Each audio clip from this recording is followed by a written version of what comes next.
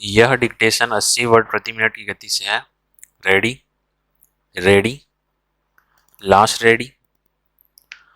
उपाध्यक्ष महोदय, इस नए 20 सूत्री कार्यक्रम में भी शिक्षा के ऊपर काफी जोर दिया गया है।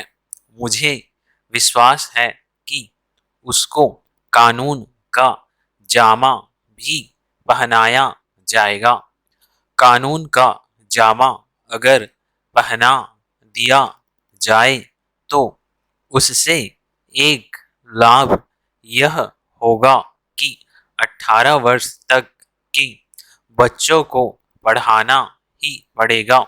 उससे दूसरा लाभ यह होगा कि जो बच्चे छोटी उम्र के हैं उनको काम करने के लिए उनके परिवार के लोग मजबूर नहीं करेंगे।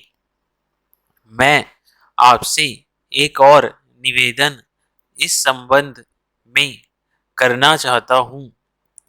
मेरा यह विश्वास है कि माननीय संसद सदस्य जब इसमें हिस्सा लेंगे तो जरूर उस पर प्रकाश डालेंगे।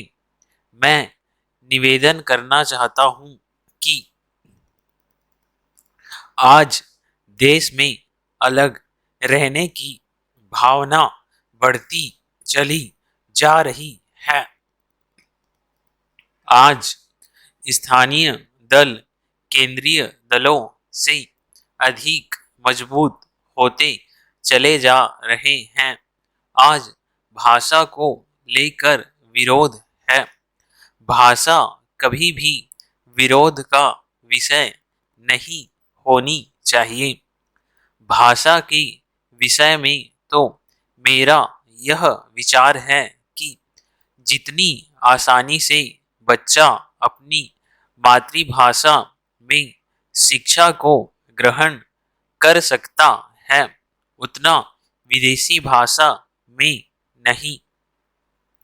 विदेशी भाषा चाहे कितनी लचीली क्यों ना हो, चाहे कितनी विकसित क्यों ना हो, उससे बच्चे का विकास नहीं हो सकता।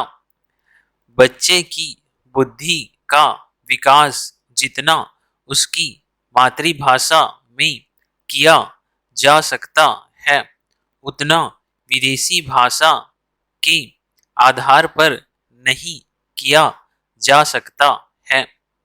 मेरी यह भी प्रार्थना है कि इस देश में विदेशी भाषाओं को प्रोत्साहन मिले। महात्मा गांधी जी ने यह कहा था कि मैं नहीं चाहूंगा कि मेरा देश एक कोठी बनकर रह जाए।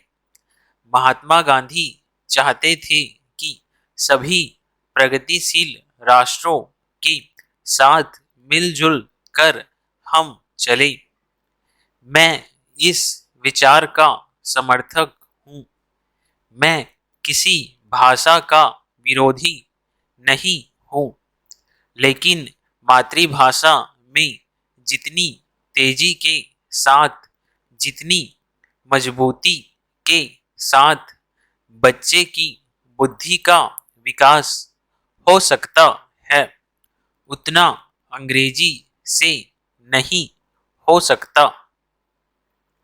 तमिल भाषा के बच्चे की बुद्धि हिंदी या अंग्रेजी से नहीं बढ़ सकती।